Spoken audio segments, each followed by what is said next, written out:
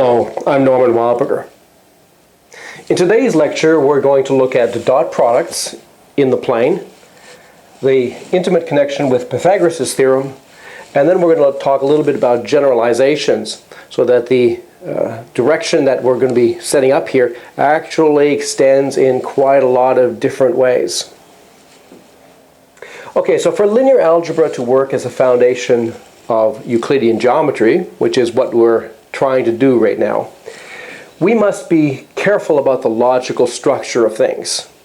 We must make sure that we don't fall into the trap of assuming already results from Euclidean geometry in order to set up our linear algebra.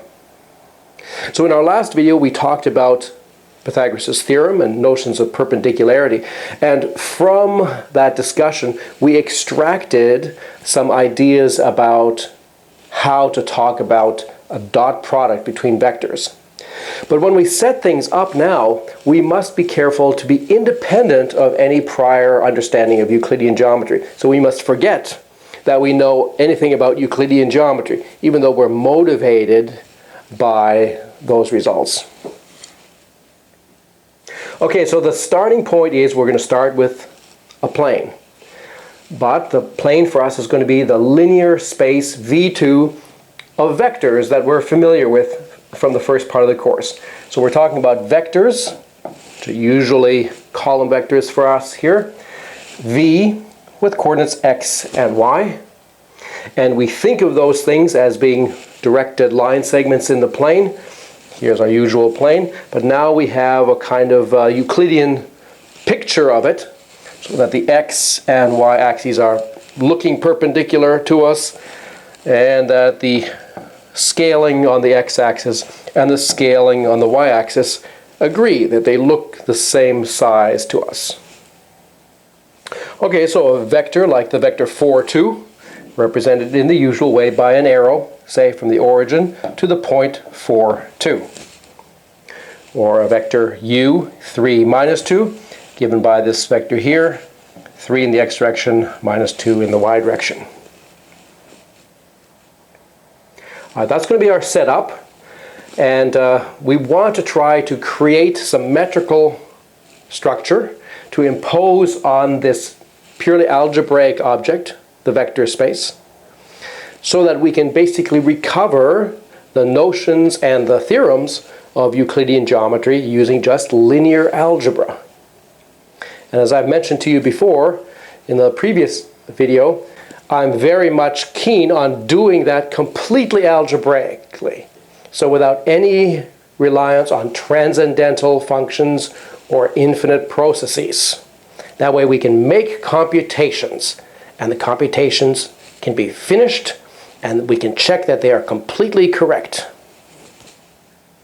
So here is our fundamental concept. The idea of a dot product of two vectors.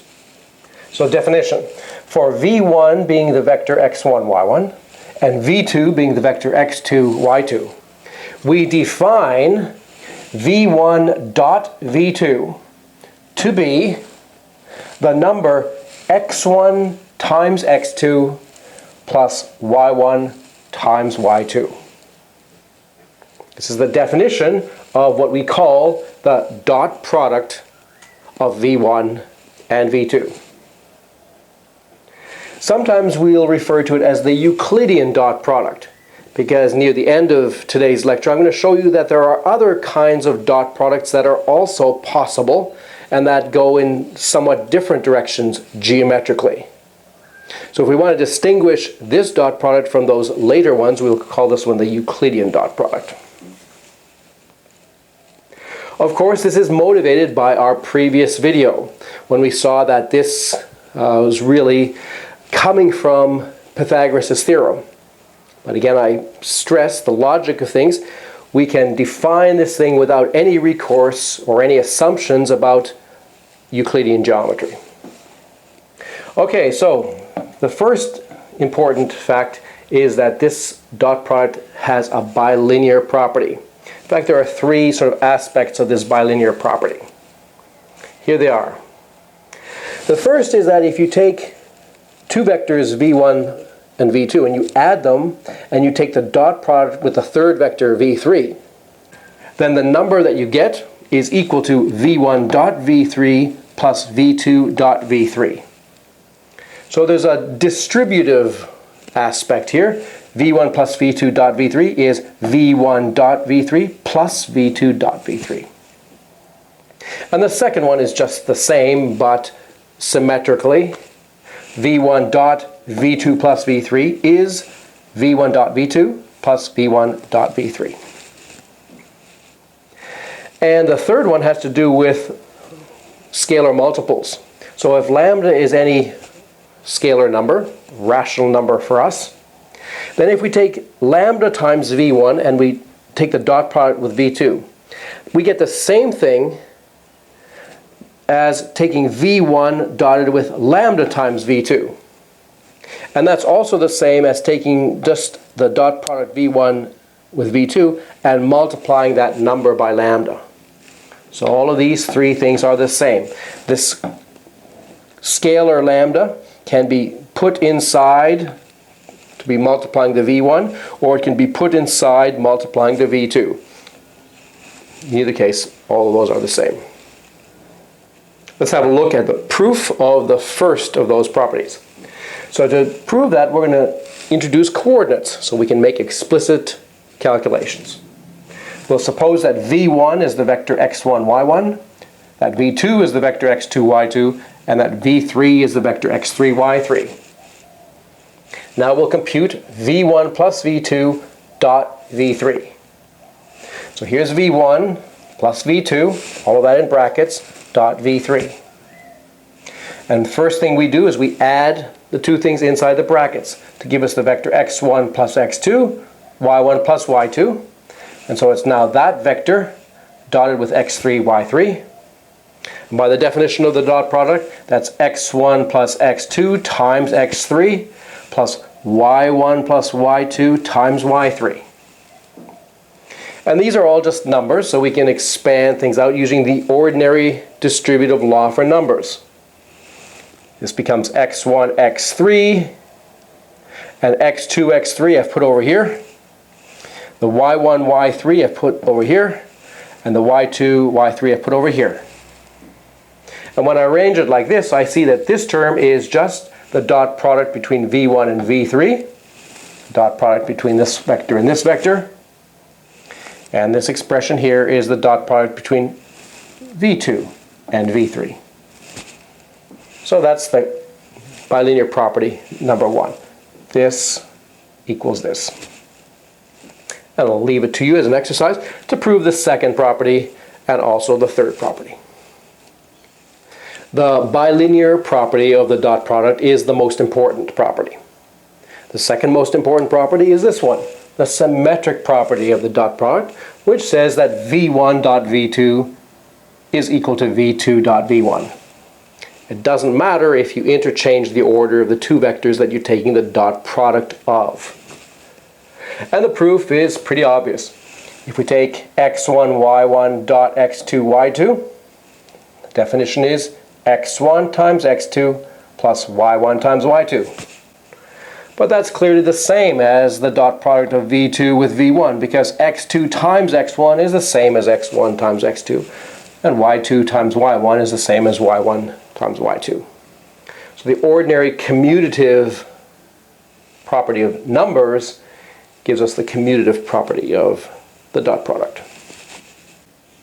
The bilinear and symmetric properties of the dot product have many consequences, as we'll see. And it's going to be good for us to keep our eye on just which things are consequences of only these two properties. Because we're going to see in a little while at the end of this lecture that there are variants of the dot product that can reasonably easily be defined that still have the bilinear and symmetric properties. So anything that we can prove about this dot product that only depends on these two properties will also be valid for these other dot products, and some of them are very important. In particular, relativistic geometry in physics is all about a variant of this dot product introduced by Einstein and Minkowski. That's going to be a major motivating force for us. Okay, so here are two fundamental definitions that arise very simply from the notion of the dot product. The idea of perpendicularity of vectors, the idea of quadrants of a vector. Let's have a look at them.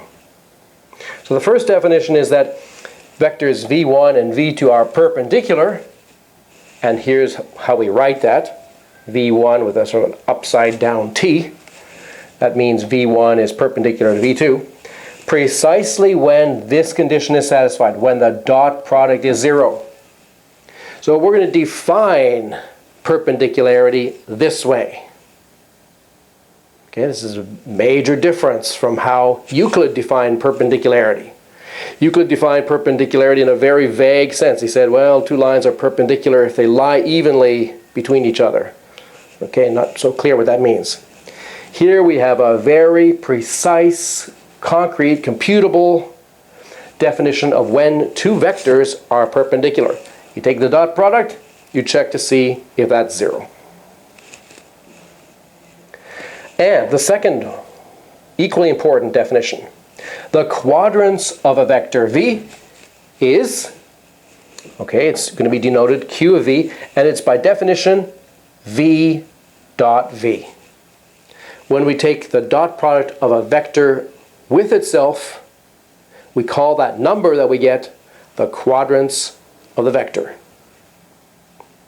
And I hope you appreciate that these two are really motivated directly from the discussion in our last video. So the ideas here are coming from our understanding of Euclidean geometry and Pythagoras' theorem in particular.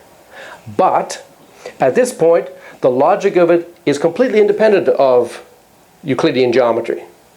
We may have been motivated by that theory, but we're just starting with the definition of the dot product, and now we're defining this notion of perpendicularity, and we're defining this notion of quadrants. Very solid way of proceeding. Let's have a look at some examples. So the vector 3, 2 is perpendicular to the vector minus 2, 3. Why? Well, since if we take the dot product, we get minus 6 plus 6, which sums to 0. The dot product is 0, so those two vectors are perpendicular. And here they are. Here's the vector 3, 2 on our picture. There's the vector minus 2, 3. And they do look reasonably perpendicular. Here's another example. The vector minus 1, 4 is perpendicular to the vector 8, 2. Again, we just check by computing a dot product. Minus 1, 4 dot 8, 2 is minus 1 times 8 is minus 8, plus 4 times 2 is 8, for a total of 0. So those two vectors are perpendicular. Minus 1, 4 looks something like this. The vector 8, 2 is something like this, maybe a little bit further there. And it seems plausible that those two are perpendicular vectors. In terms of quadrants, the quadrants of the vector 3, 2 is 3, 2 dotted with itself. So that's 3 times 3, which is 9, plus 2 times 2, which is 4, for a total of 13. So the quadrants of this vector here is 13, which also happens to be the quadrants of this vector. The quadrants of minus 1, 4, well, that's minus 1, 4 dotted with minus 1, 4, so it's going to be minus 1 squared plus 4 squared for a total of 17. While the quadrants of 8, 2 would be 8 squared plus 2 squared, which is 64 plus 4, that'd be 68, which is 4 times this thing. And in general, if you have a general vector AB, well, the quadrants of that vector is going to be A squared plus B squared. Because if you take this vector and you dot it with itself, you get A times A plus B times B. That's a general formula for the quadrants of a general vector. So perpendicularity and quadrants, two fundamental notions of Euclidean geometry, really. Perpendicularity and measuring line segments. Very simple, very algebraic, using dot products. Okay, so now we come to Number one theorem in mathematics. Pythagoras' theorem. And now we're in a position to state it in our context of linear algebra. This little vector space, two-dimensional vector space, and our dot product. So here is the statement of Pythagoras' theorem. That for any vectors v1 and v2, v1 is perpendicular to v2 precisely when q of v1 plus q of v2 equals q of v1 plus v2. The diagram that we should think of is perhaps this one. So here's a vector v1, not necessarily now pegged down to the origin, just a general vector v1. And here's another vector v2. And I put them together this way so that the vector v1 plus v2 is just the usual combination going from the beginning of v1 to the end of v2. So the question is, in such a triangle formed by the vectors v1 and v2, when do we have perpendicularity here? Perpendicularity here is the perpendicularity between the vectors v1 and v2. And the statement is that happens precisely when the quadrants of v1 plus the quadrants of v2 equals the quadrants of v1 plus v2. Okay, Pythagoras' theorem has dozens of different proofs in mathematics. This is, I think, one of the best proofs because it turns out to be very general and ultimately very elementary. In fact, it shows one of the real powers of linear algebra. If you look at Euclid's proof of Pythagoras, it's reasonably complicated. And most proofs of Pythagoras are either complicated or they rely on some pictorial assumptions which are sort of built into diagrams. Okay. Here the proof is completely algebraic. It gives it a lot of power and possibilities for generalization. Okay, so let's look at the right-hand side. Q of v1 plus q of v2 equals q of v1 plus v2. Let's rewrite that condition. So it's completely equivalent to v1 dot v1, which is what q of v1 is, plus v2 dot v2 equals v1 plus v2 dot v1 plus v2. And now we're going to rewrite this line here by expanding out the right-hand side using the bilinear property of the dot product. So the left-hand side is just as it was before. We're going to use the bilinear property. So it means it's basically a distributive property. This vector dotted with this vector. We could probably do it in two stages. We could say, oh, this is v1 dot all of this plus v2 dot all of this, and then write out those two dot products separately. But I think we're all familiar enough with the distributive law that you'll allow me to write v1 dot v1 plus v1 dot v2 plus v2 dot v1 plus v2 dot v2. I've expanded this thing out using the bilinear property of the dot product. All right, now let's have a look at this line here. The left-hand side, v1 dot v1 and v2 dot v2, are also found here. v1 dot v1 on the right-hand side and v2 dot v2 over here. Means we can cancel them. And then the statement is completely equivalent to the number 0 on the left-hand side equals v1 dot v2 plus v2 dot v1. And now we use the second property of the dot product, the symmetric property, to rewrite v2 dot v1 as v1 dot v2. So this is just 2 times v1 dot v2. And now we go from here to here by dividing by 2. A relatively simple, innocuous kind of operation, but I want to point out that we are dividing by 2 here. Later on, we might see that all of this story extends to more general fields, whatever a field is. In particular, it extends to finite fields. We just have to be a little bit careful that if we have a field of characteristic 2, this step here is going to be problematic. If 2 happens to be 0, whatever that means, all right, then we're not allowed to do this.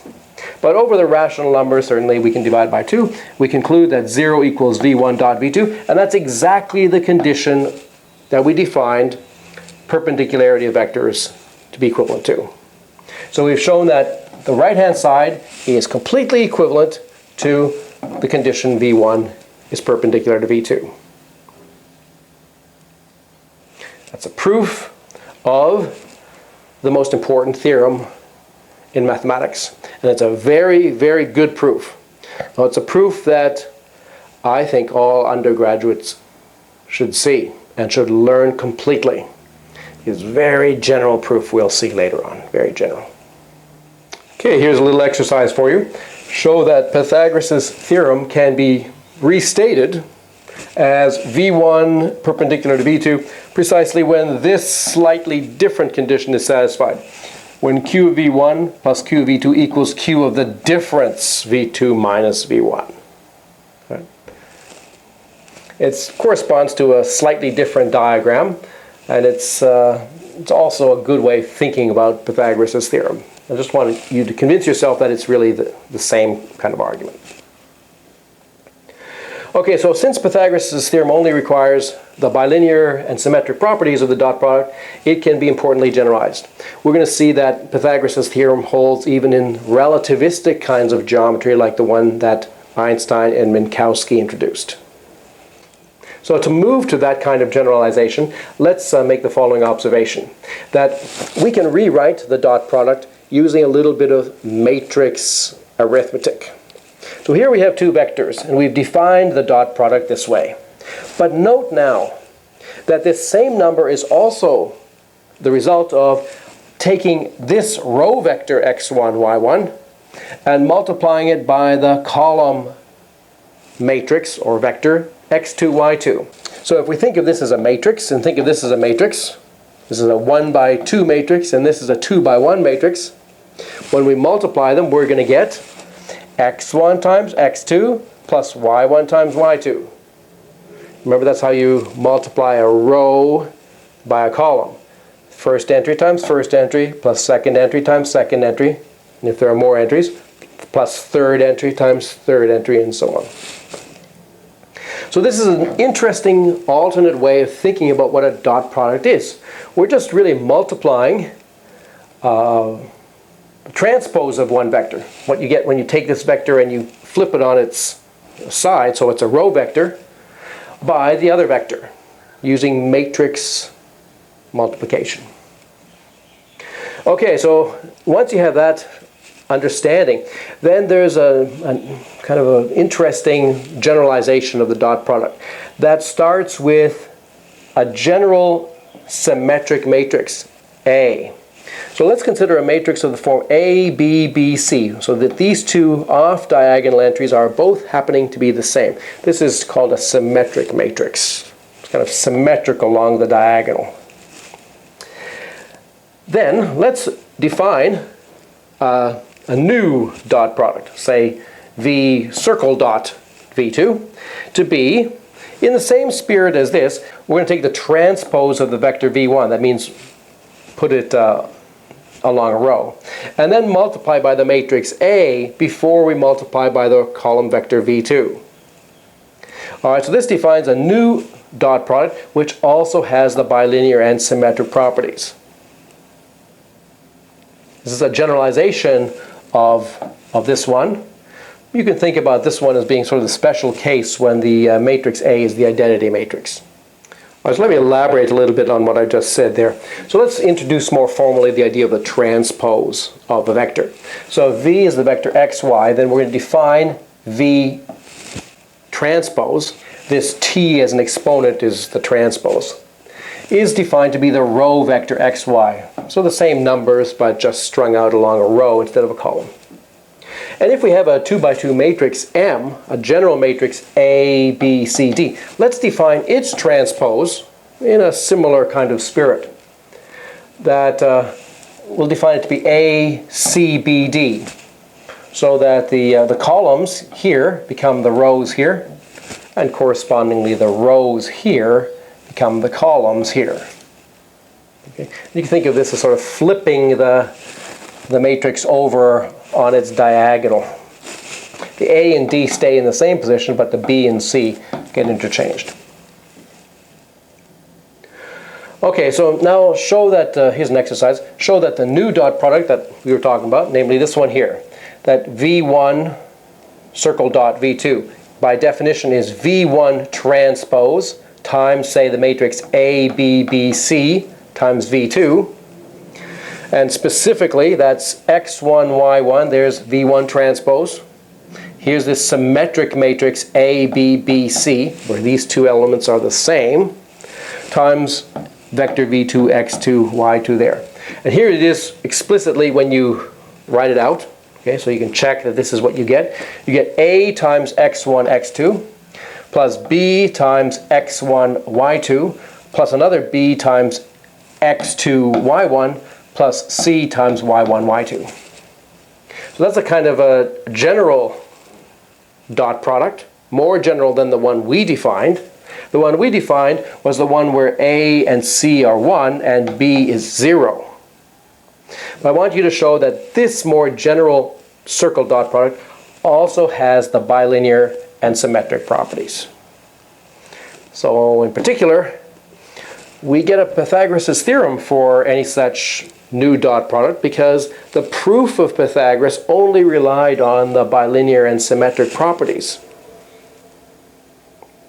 So this is going to be an important idea of generalizing dot products for us. Another way of generalizing dot products that we're naturally going to do is to go to higher dimensions. Right now we're only thinking about the 2 by 2 case, but pretty soon we're going to be thinking about the 3 by 3 case, and we can go further than that too. So we're going to be able to extend Euclidean geometry reasonably painlessly just by extending the dot product from 2 dimensions to 3 dimensions and beyond. Everything else will kind of roll along and fit into place pretty well.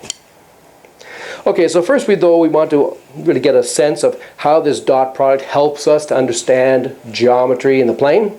So next time we're going to look at some more applications of the dot product to 2-dimensional geometry.